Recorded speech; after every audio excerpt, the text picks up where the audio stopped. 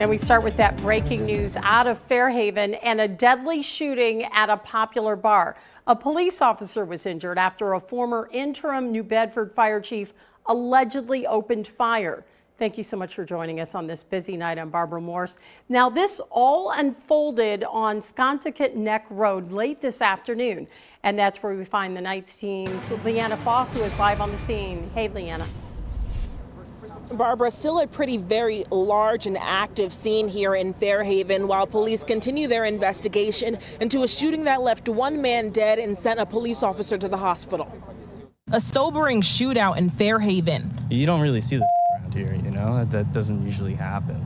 Police tell NBC 10 the gunman, a former New Bedford deputy fire chief, opened fire inside this popular bar and grill on Pawtucket Neck Road, injuring a police officer. Just a nice, relaxing little place. So this is just, really off the wall. It's crazy. Police were called to the scene just after 5 Friday night over reports of an intoxicated male identified as Paul Cordier.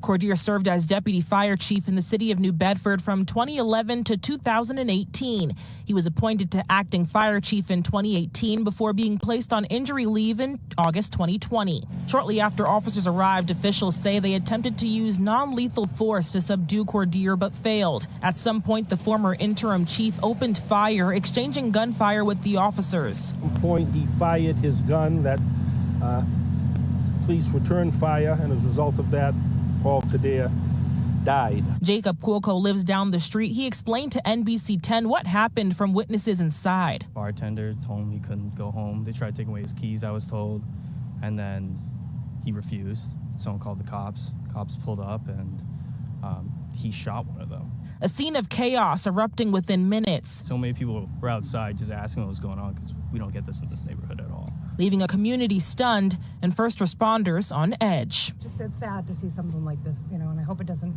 scare anybody from this town because it's still a beautiful town. Just unfortunately one horrible incident,